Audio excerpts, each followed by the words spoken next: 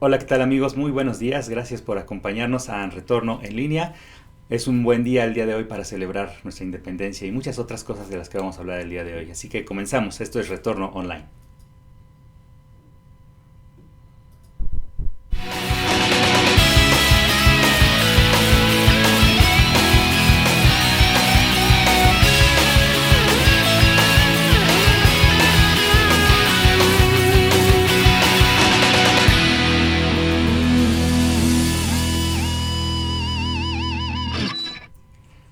¿Qué tal amigos? Muy buenos días otra vez. Gracias por estar con nosotros este domingo en Retorno Online. Mi nombre es Gerardo González. Como saben, soy director de esta pequeña iglesia en línea que estamos tratando de hacer mi esposa y yo. Antes de empezar, quizás quieran bajar las notas del mensaje del día de hoy. Recuerden que las pueden encontrar en la página, bueno, en la página de Facebook de Retorno Online, las publicamos, pero si no, pueden escanear este código QR que va a salir aquí. Lo pueden escanear con su teléfono y los va a llevar a un link donde están las notas del mensaje del día de hoy. Y bueno, nos lo pueden seguir, lo pueden leer. La idea es que lo tengan a la mano, lo puedan, si no imprimir, por lo menos tener el archivo de manera digital en su teléfono, en su tablet, donde quieran tenerlo, para que puedan recordar lo que platicamos el día de hoy. Bueno, pues la verdad es que una disculpa, nos tardamos un poquito en salir el día de hoy. Tuvimos unos temas ahí técnicos con las luces. Siempre que hago un pequeño cambio, muchas cosas pasan. No sé, por alguna razón se mueve la intensidad de las luces. Si para un poquito más la cámara ya cambia la forma en que se ve. Bueno, el caso es que no siempre sale como quisiéramos nosotros. Pero bueno, ya estamos aquí. Bueno, esta semana pasaron muchas cosas, ¿no? Ha sido una semana llena de muchas emociones, muchos pensamientos extraños, de miedo, de temor. Ha sido una semana, pues, incluso hasta a lo mejor para algunos pudiera parecer triste, ¿no? Porque ha estado lloviendo mucho aquí en la Ciudad de México. Básicamente tenemos desde el martes que no ha dejado de llover, ha estado intermitente, va y viene y no para, ¿no? Entonces ha sido pues una semana ciertamente como que nos lleva a pensar un poquito en la tristeza y en el qué va a pasar mañana, si vamos a estar bien. Bueno, para empezar, el día 16, no, el día 15, justamente, se cumplieron por fin 6 meses de estar aquí encerrados en casa.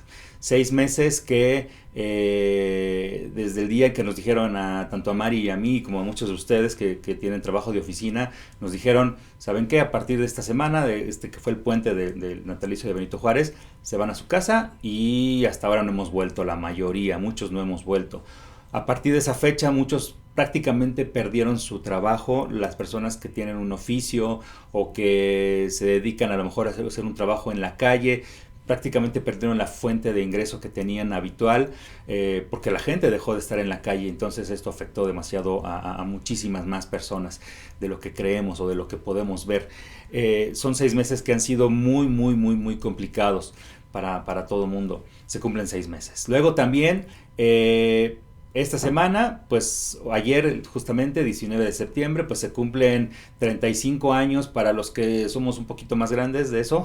Nos acordamos muy, muy bien, tenemos este recuerdo muy vivo de lo que sucedió hace 35 años en la Ciudad de México y en otros estados también, pero en la Ciudad de México fue realmente catastrófico. Si ven el daño que hubo en ese entonces, pues la verdad es que no ha habido una destrucción así. Yo creo que por lo menos desde la guerra de Cristera, a lo mejor en la Ciudad de México, fue una destrucción masiva realmente, ¿no? Y a propósito de ese aniversario, también estuvimos escuchando en una estación de radio que cumple 90 años de estar al aire, pues está recordando todo lo que ha pasado durante tantas décadas. Y cuando llegaron a la década de los 80, pues inevitablemente tuvieron que poner las retransmisiones, ¿no? De lo que hizo Jacobo Saludowski en ese entonces.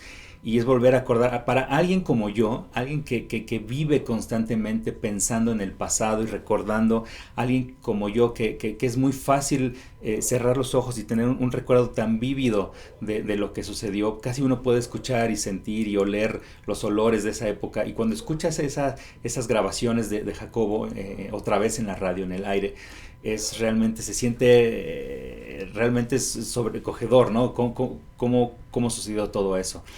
Y además, pues fue el grito de independencia, que comparado con los gritos de independencia que yo recuerdo desde que era niño hasta ahora, pues no se parece en nada a lo que habitualmente era, ¿no? Estas celebraciones donde a lo mejor mi abuelita paterna, ¿no?, nos llegó a llevar al Zócalo a ver el grito a lo mejor un par de veces o una vez, no recuerdo, donde era realmente familiar el ambiente. Mi hermano, recuerdo 2 o 3 15 de septiembre que me llevaba en la tarde, nos íbamos al Zócalo y veíamos cómo se empezaba a armar la verbena y cómo preparaban el palco de Palacio, y la gente realmente era feliz, estaba realmente contenta de estar celebrando el Día de la Independencia. Y hoy, pues, por muchas cosas, no lo estamos haciendo así, ¿no? Y ya realmente no se siente ya ese espíritu patriota o ese espíritu de fiesta que se sentía en aquel entonces.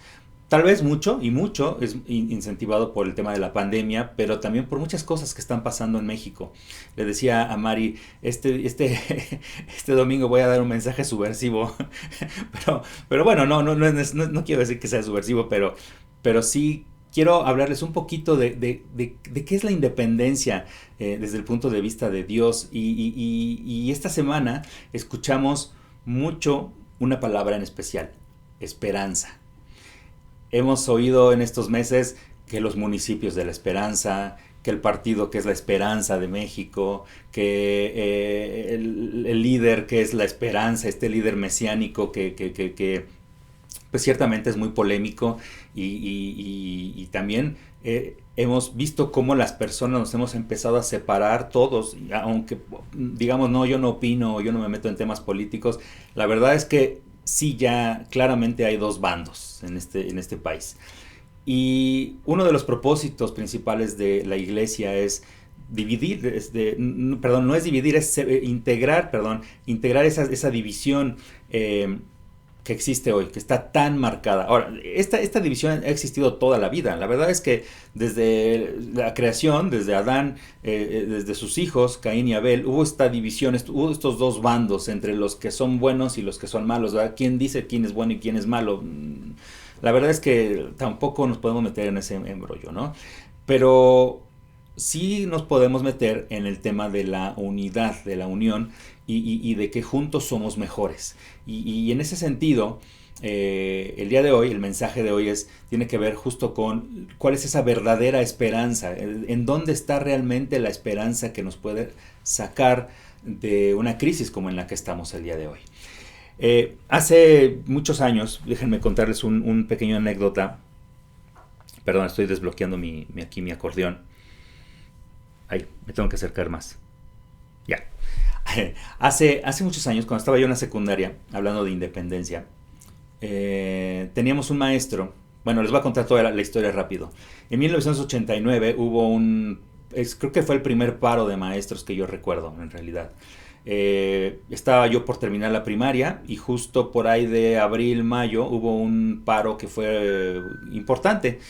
Fue varios meses en los que los maestros pararon aquí en la Ciudad de México, se cerraron las escuelas, y cuando volvimos a la escuela, pues teníamos que recuperar ese mes y medio o 2 meses que nos habíamos tardado en estar en paro.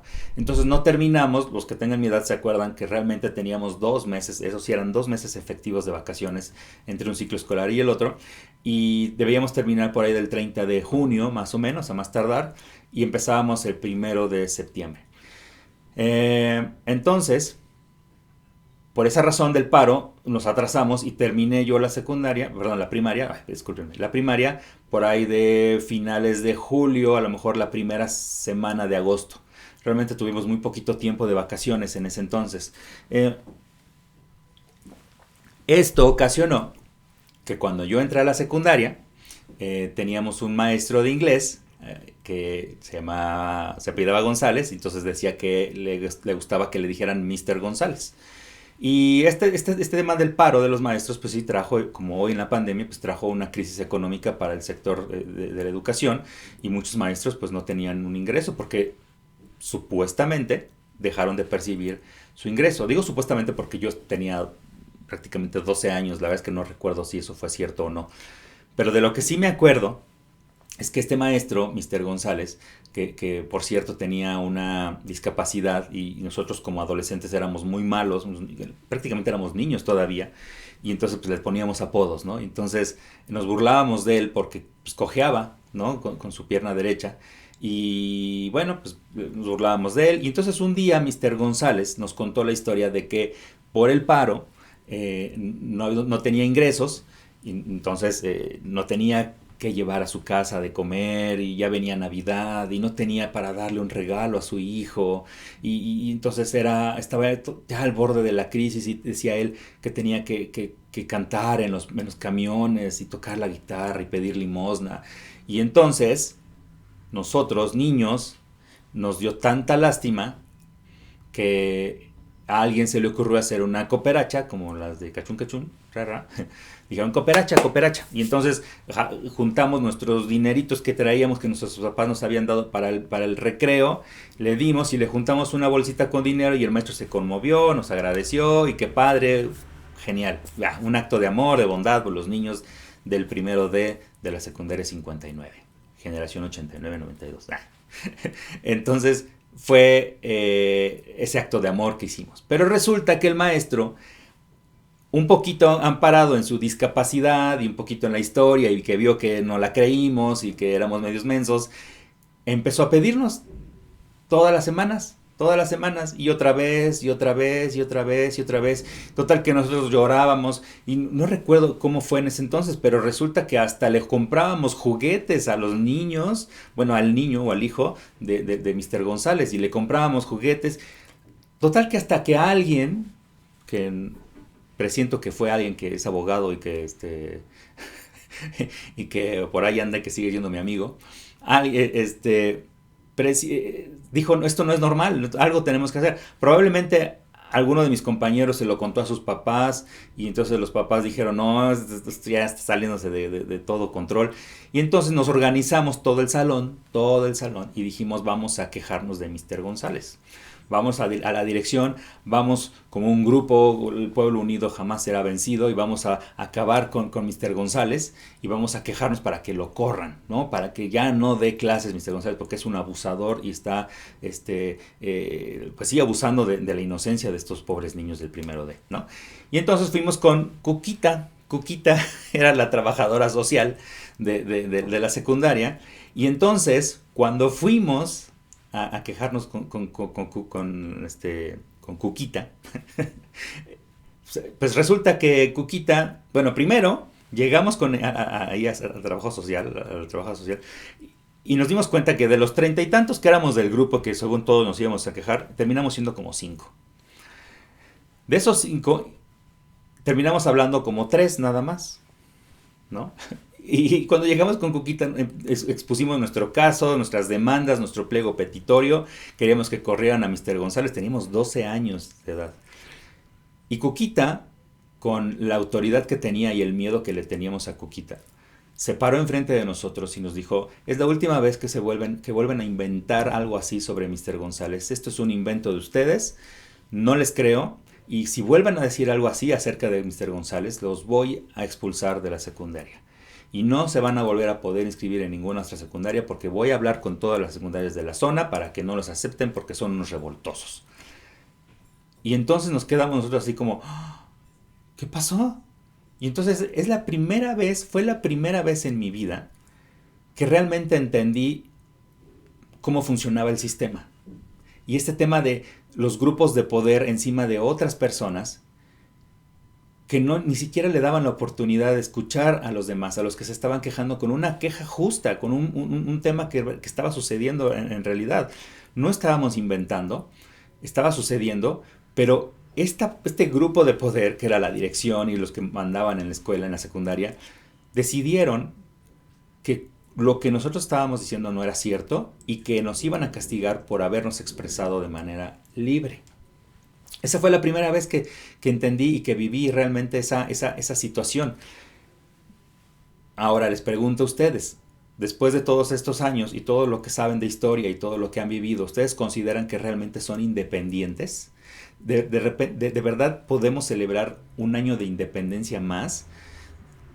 Desde los que han podido leer y los que han podido estudiar un poquito más acerca de historia, leer de historia, a eso me refiero, eh, sabemos y entendemos que siempre un grupo de poder se va a posicionar sobre otro grupo de poder y que todos los movimientos revolucionarios de independentistas, incluso guerras mundiales, han sido porque un grupo de poder intenta ponerse sobre otro grupo de poder que ya no tiene tanto poder.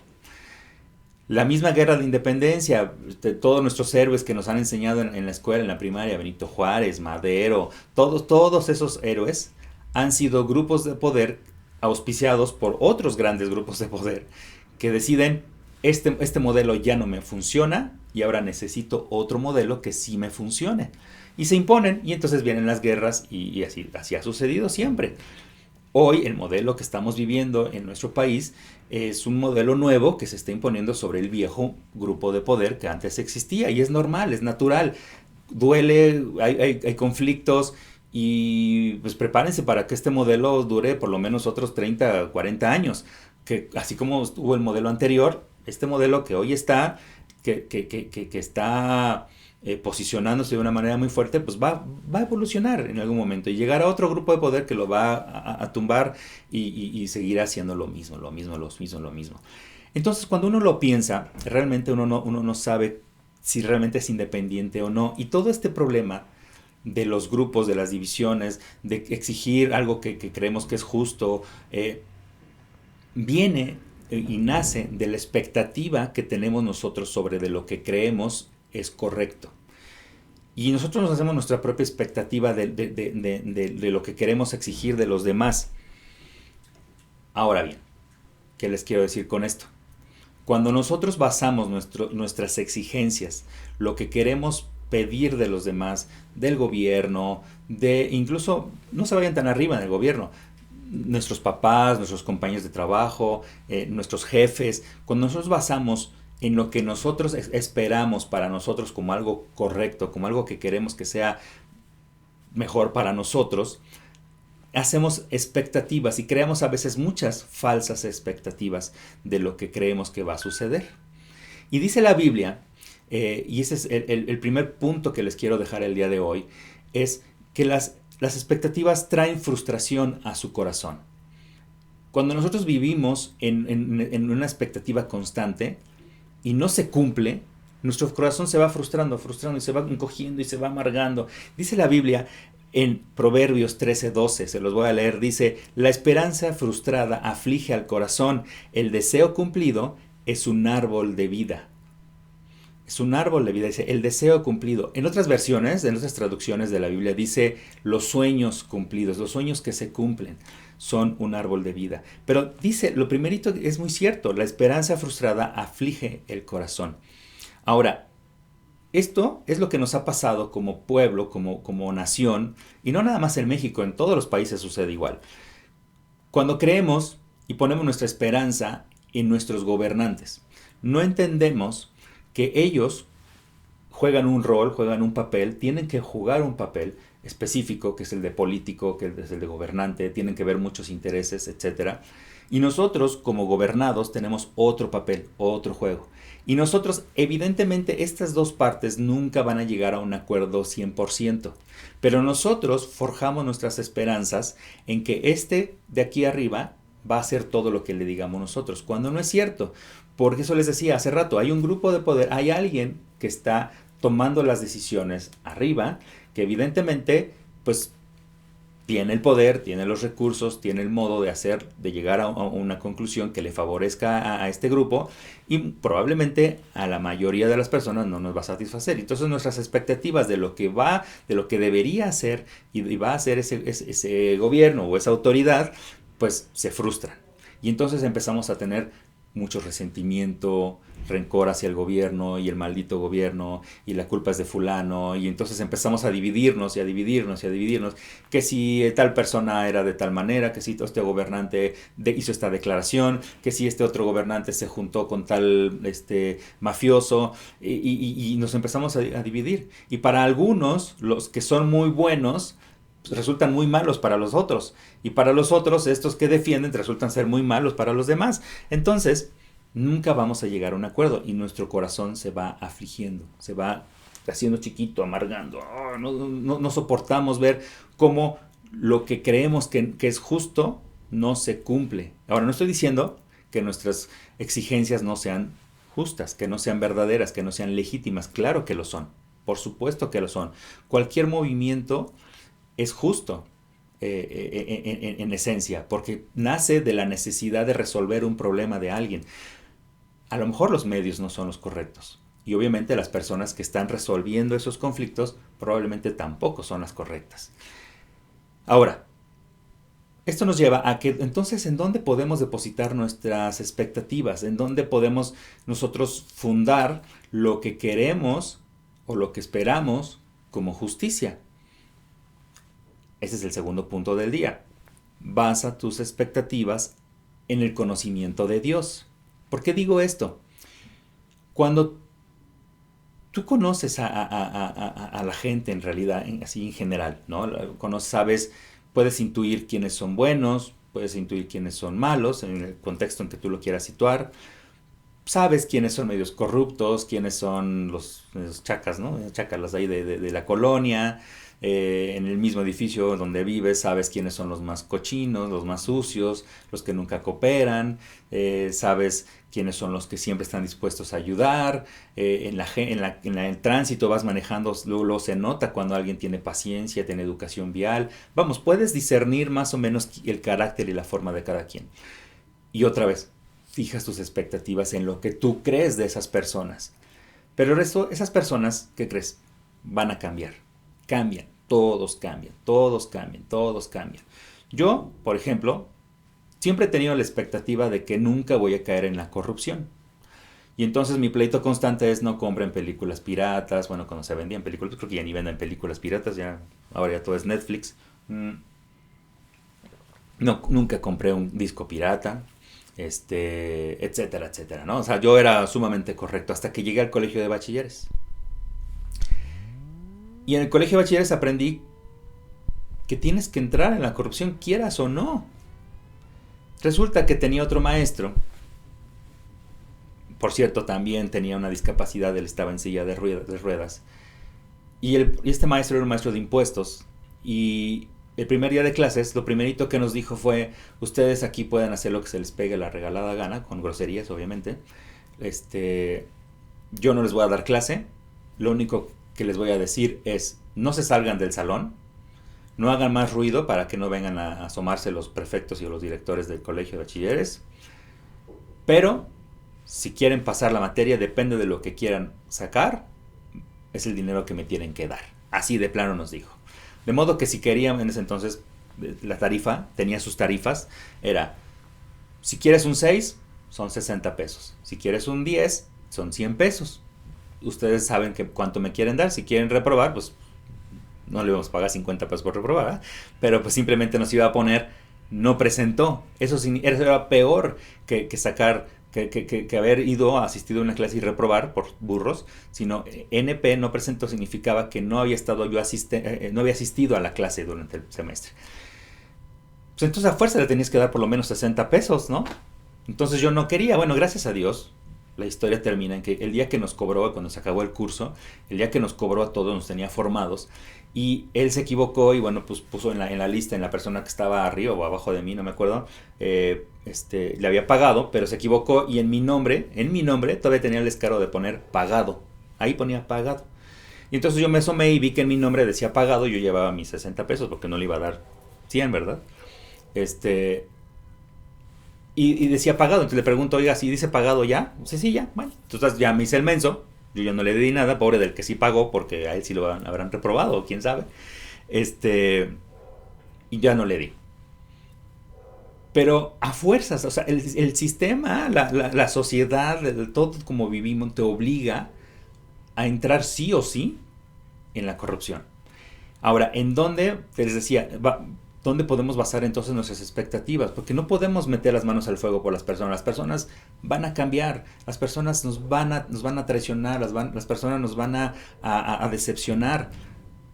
Pero hay alguien que no te decepciona, alguien que no te deja solo y que no te va a dejar estar en peligro. No a decepcionar en tus expectativas respecto de lo que esperas de Él. ¿Y qué esperas de Él? Amor, compasión.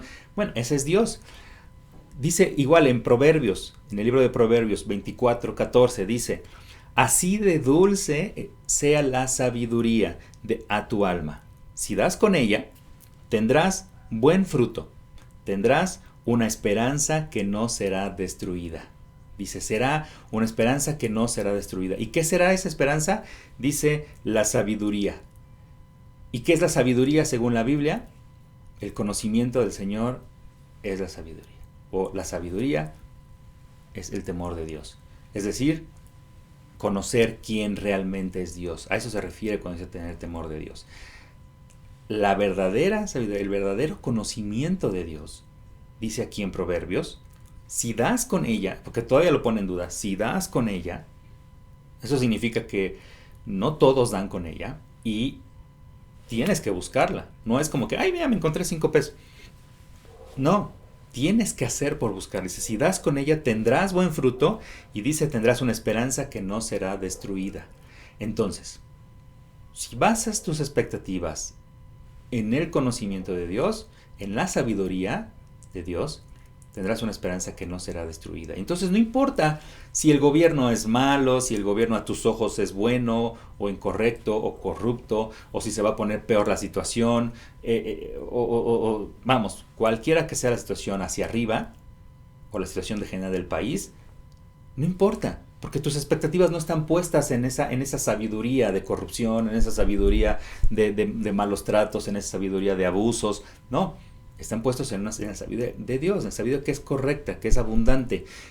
Y no, tu esperanza no será destruida. Ahora, cuando hablo de conocimiento de Dios, evidentemente significa, pues, congregarte en una iglesia, asistir a una iglesia, que puede ser Retorno en línea, nos puedes ver cada 8 días, pero puede ser cualquier iglesia, una iglesia que tú busques y que sepas que tiene una doctrina sana. Y evidentemente hay 2 cosas que tienes que hacer para conocer a Dios: leer su palabra y orar, y estar en comunión y comunicación con Él. Ahora, respecto específicamente de conocer a Dios a través de su palabra, de la Biblia, de lo que dice la Biblia, encontré 3 características de Jesús respecto de estos temas de política. Fíjate que durante muchos años, ya les he dicho que yo empecé a asistir a una iglesia cristiana a los 11 años, casi toda mi vida he estado yendo a iglesias cristianas, y durante mucho tiempo siempre escuchaba este rumor de, ay, ya viste que tal artista viene aquí a la iglesia, y ya viste, ay, Thalía vino, mira, ahí va Thalía, y Norma Lazareno, ay, la que hace la voz de la señora Potts en La Bella y la Bestia, ¿no? Y canta bien bonito. Y Verónica Macías, la del balcón de Verónica. Los que sean de mi edad se van a acordar quién es. Los que no, pues no. Luego se los cuento. Y siempre existían estos rumores. Y cuando oías que un artista o alguien famoso se hacía cristiano, era como, wow, lo máximo, ¿no? Por fin tenemos una representación en el mundo público, ¿no? Porque pues, obviamente pues, los cristianos éramos minoría, ¿no? Pero cuando oíamos el rumor de que un político se había hecho cristiano, era, wow, el gobierno se va a volver santo y el gobierno va a ser perfecto y Dios está en el gobierno, ¿no? Porque dice la Biblia que toda autoridad es dada, ninguna autoridad en la tierra que no sea por Dios, ¿no? Entonces, evidentemente respetábamos el gobierno cualquiera que sea, pero creíamos y pensábamos, ay, qué padre que sea de Dios, ¿no? Este gobierno, ¿no? Y cada sexenio escuchaba yo, ay no, que Salinas de Gortari ya se hizo cristiano, que alguien le está compartiendo la palabra. Después con Cedillo, no, es que yo escuché que la esposa de Cedillo es cristiana, ¿no? Unos dicen que era alcohólica, imagínense, ¿no? Con Vicente Fox, ¿no? Vicente Fox marcó muy claramente desde el primer día, el día que tomó posesión, que él era católico y fue a misa. Entonces decíamos, wow, es una persona de Dios, wow, es increíble. Después cuando Calderón fue presidente, decíamos, es que escuchamos que alguien, ya Calderón es cristiano y ya se convirtió, ¿no? Después con Peña Nieto hubo un silencio. Yo nunca escuché que alguien dijera que que alguien dijera que era cristiano o alguna inclinación de ese estilo. Y ahora con este presidente escuchamos que, wow, cita la Biblia. En el grito escuchamos el amor al prójimo, habla de la esperanza, y es del conocimiento de todos que tiene asesores que son líderes, ¿no?, de agrupaciones cristianas. A ver, déjenme decirles esto. Esto que está sucediendo en el país, no es la primera vez que sucede. Ya en algún momento hubo una guerra cristera, donde un grupo defendía a Dios con capa y espada, y fue una guerra que murieron muchísimas personas, etcétera, etcétera. En la guerra de independencia llevaban el estandarte de la Virgen de Guadalupe, vamos, y así para atrás. Muchos movimientos, no nada más nacionales, internacionales también han sido amparados en el poder que da, y que saben los grupos de poder, que da el ampararse en el concepto de Dios, ¿no? El primer movimiento político que vio que esto de Dios era una buena idea para dominar, pues fue el Imperio Romano, ¿no? Cuando dijo, no, pues estos cristianos ya son muchos, ¿sabes qué? Vamos a terminar por adoptar el cristianismo como religión oficial del Imperio Romano. Y el que no sea cristiano, pues lo matamos, porque ahora esto es hacia dónde vamos. Y entonces empezaron a sustituir pues, muchas cosas, ¿no? Bueno, no me voy a meter en ese rollo. Bueno. Pero si tú lees la Biblia, y por eso decía, basa la sabiduría tus expectativas en la sabiduría, en el conocimiento de Dios. Si tú lees la Biblia, podemos encontrar por lo menos 3 características de Jesús respecto de estos temas. Primero, la primera característica, me voy a ir más rapidito. La primera característica es, la Biblia nos enseña que Jesús no estaba interesado en la política. Les voy a leer este versículo primero.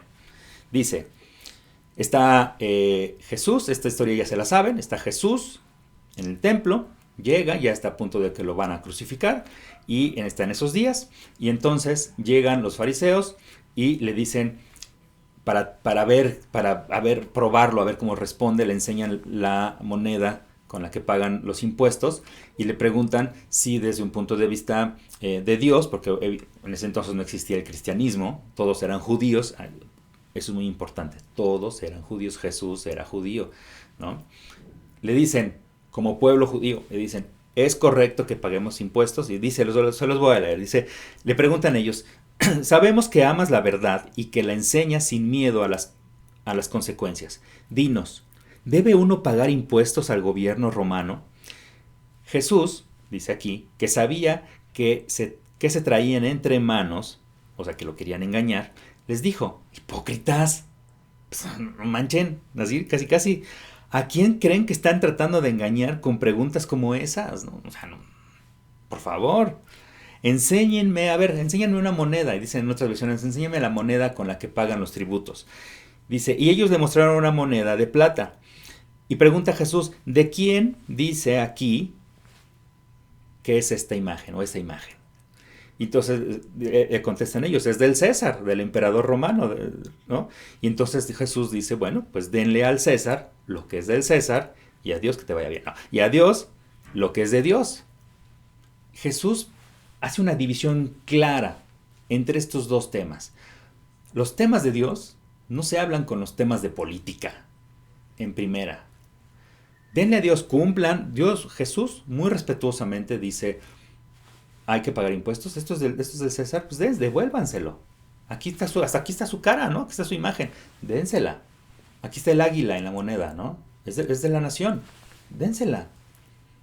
Paguen impuestos, cumplan con lo que tengan que cumplir, porque es un gobierno establecido, como quiera que sea, ahí está el gobierno, ¿no? Punto. Y hay una autoridad, y esa autoridad, pues finalmente, aunque suene raro, pues sí, está respaldada por Dios, porque Dios está ahí, vamos, finalmente está ahí existe.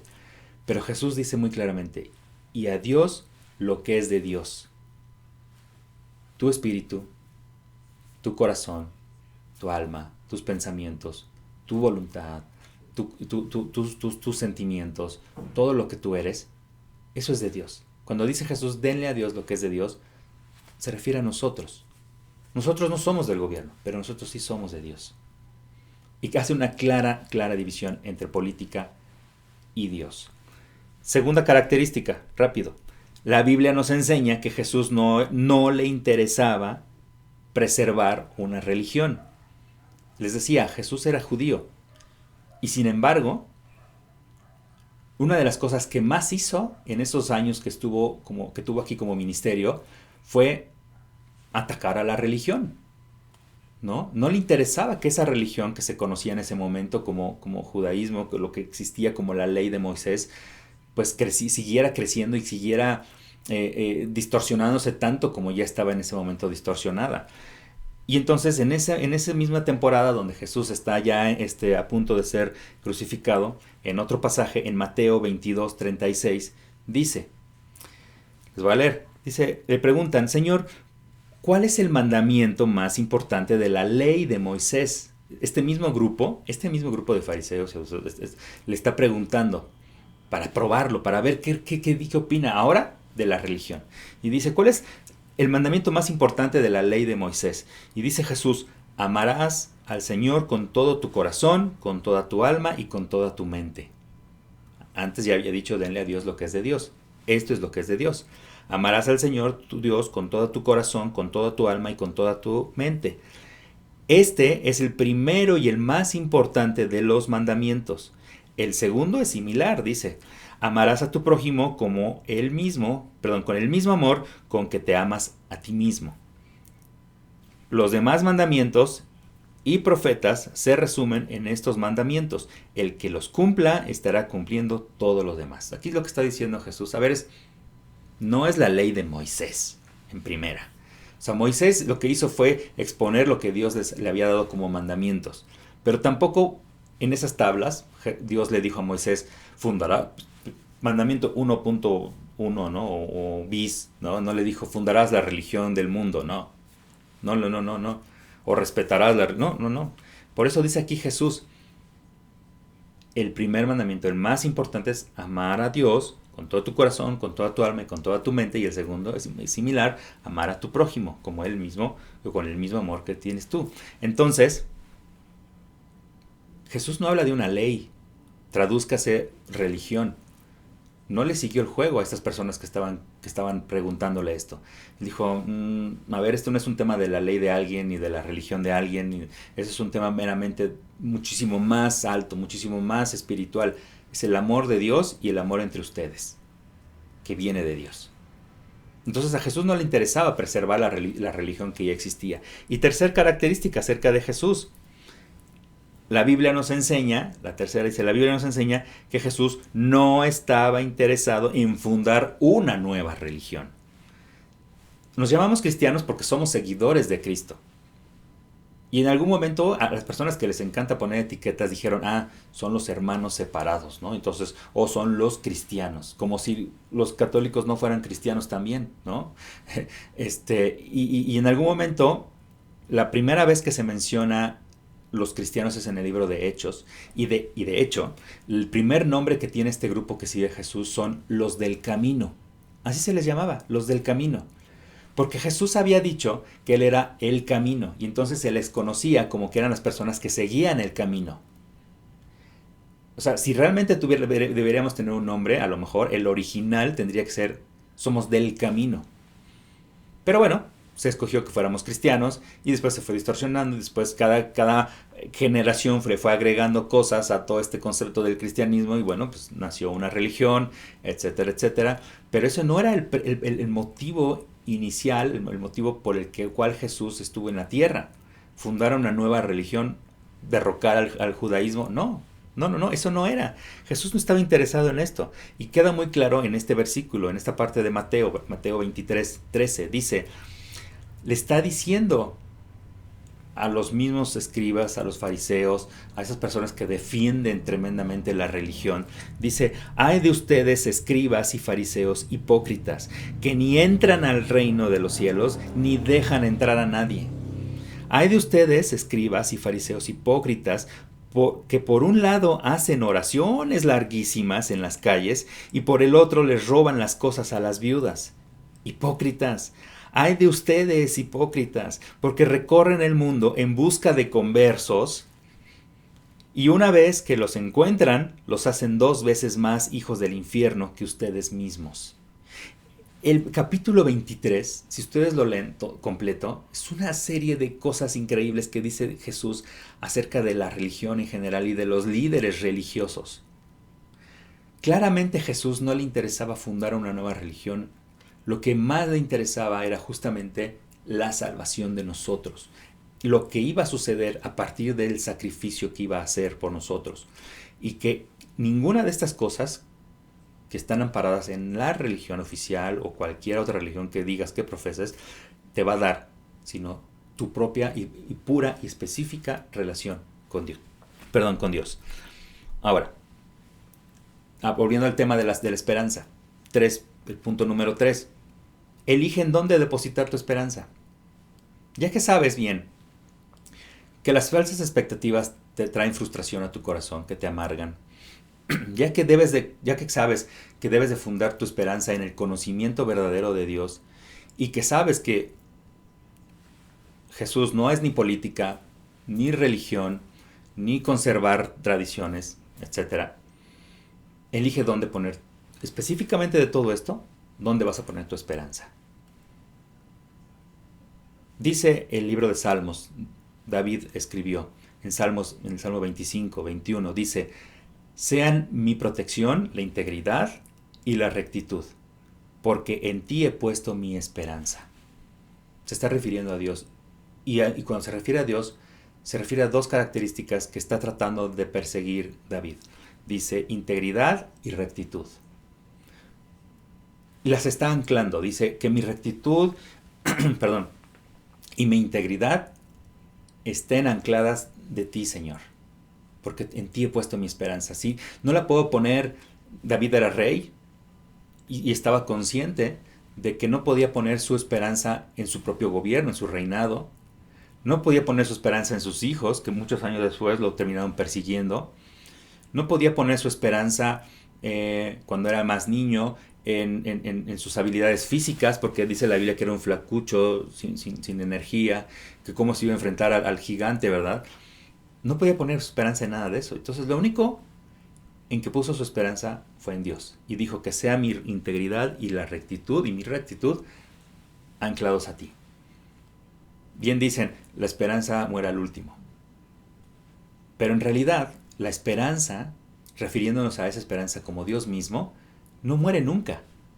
Y es lo que nunca debería morir. Es decir, cuando decimos, bueno, pues no nos queda de otra más que ponernos a rezar o ponernos a orar, lo hacemos pensando en que, bueno, pues ya es lo último, es como, bueno, ahora sí vamos a convocar a Dios para que nos ayude, cuando tendría que ser lo primero que tendríamos que hacer en nuestra vida.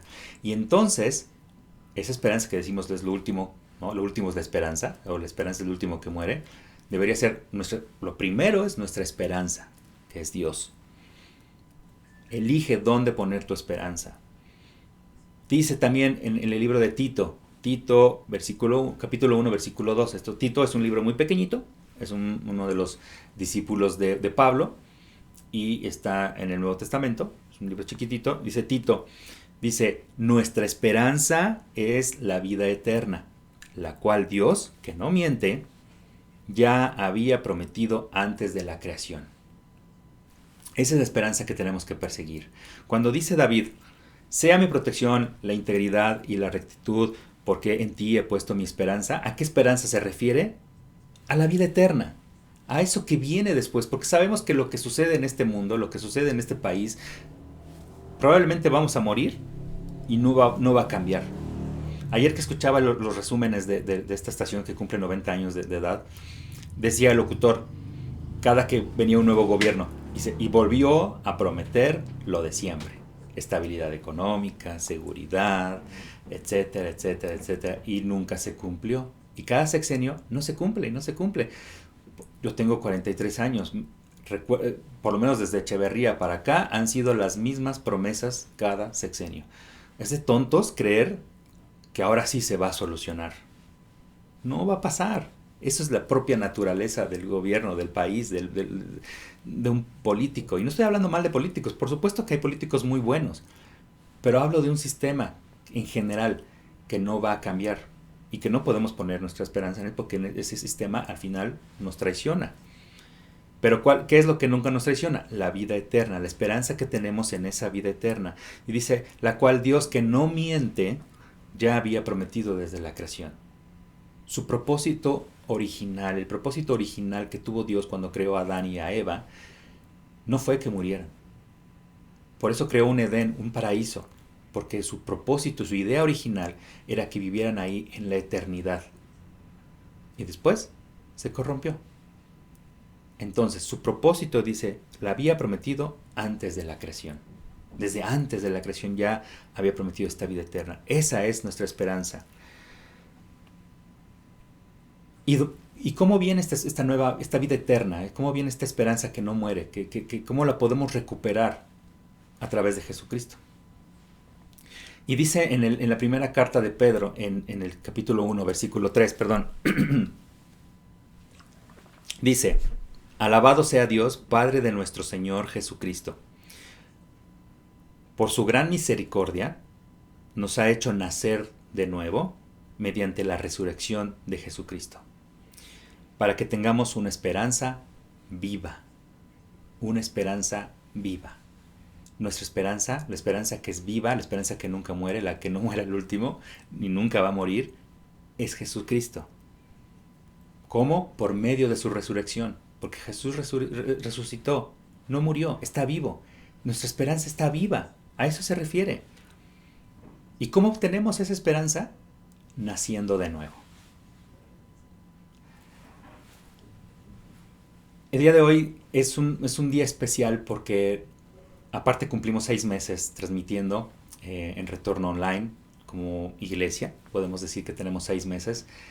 Han sido 6 meses difíciles en los que nos hemos desanimado, nos hemos sentido que estamos pues tristes, ¿no? Porque de repente dejamos de ver que las personas se conectaban, de repente se llegan a conectar más. Es complicado este tema. Hablar de Dios es complicado porque no es un tema tan sexy, ¿no? No es un tema tan popular como hablar de recetas de cocina o lo que sea, ¿no? Y ha sido complicado. Pero hemos visto el cambio en muchas personas, en las pocas personas que nos han empezado a seguir. Realmente hemos visto este cambio. Este cambio que únicamente da esta esperanza que nunca muere. Y es una esperanza que algunas personas se han llevado incluso hasta el último respiro que han tenido en este mundo. Y los ha hecho vivir de una manera mejor. Este nacer de nuevo se refiere a la esperanza que tenemos cuando aceptamos a Jesús en nuestro corazón. Cuando aceptamos que Él es nuestro Señor. Y hoy quiero invitarlos, si ustedes nos están viendo por primera vez o ya nos han visto varias veces, quizás hoy es el día en que quieras realmente poner tu esperanza en algo que sabes que no te va a fallar, una expectativa que no te va a decepcionar. Dice en un versículo, esperamos expectantes a la segunda venida de Jesús. Así que, si tú quieres, si tú estás preparado para este momento y quieres tomar esta decisión en tu vida, quizás sea el momento perfecto para hacerlo el día de hoy. Quizás quieras seguir estas palabras, repetirlas en tu corazón o en voz alta, en tu mente, como quieras. Puedes decir, Señor, estoy cansado de perseguir falsas expectativas. Estoy cansado de poner mi esperanza en cosas que me traicionan, que mueren, en cosas que me están decepcionando constantemente.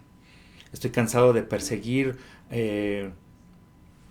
a otras personas, de seguirlas, pensando en que esas personas me van a sacar adelante de la tristeza, de la depresión, de mi desesperación, de mi angustia, de mi falta de trabajo, de mi falta de salud. Esas personas me van a seguir decepcionando, Señor. Y ya no quiero seguir viviendo este ciclo de poner esperanzas en alguien, sentirme defraudado, decepcionarme y volverlas a poner. Señor, quiero estar contigo y quiero que tú seas, Señor, mi esperanza, esa esperanza viva. Quiero tener esa esperanza a través de tu Hijo Jesús. Quiero aceptar el sacrificio de su resurrección como el favor que tú me has hecho para salvarme y para darme tu vida eterna. Así que te acepto, Señor, en mi corazón y te doy gracias por el sacrificio que has hecho por mí. Gracias, Padre, te doy en el nombre de tu Hijo Jesús. Amén. Así que bueno, ese es el mensaje de hoy. Si tú recibiste este mensaje por primera vez e hiciste esta oración por primera vez, me gustaría mucho conocerte, saber quién eres, platicar contigo, ayudarte, orar por ti, acompañarte en este nuevo camino, en esta nueva esperanza que no te debe de defraudar. Escríbenos a iglesia.retorno@gmail.com. También te puedes registrar en la página de www.retorno.online, así, .online, o simplemente mándanos un mensajito en este video o un mensaje directo en nuestra página de Facebook, en Instagram, también nos pueden buscar como Retorno Online, en YouTube. En YouTube pueden ver todos los mensajes que hemos publicado en estos 6 meses. Ahí están grabados hasta hace 8 días, todavía está de ahí. El caso es de que podamos estar en comunicación y podamos ayudarlos de una manera mejor. Así que pues muchas gracias por escucharnos, por vernos. Perdón por el retraso, pero espero que haya servido de mucho para ustedes escuchar estas palabras. Que Dios los bendiga, muchas gracias y nos vemos la próxima semana. Hasta luego.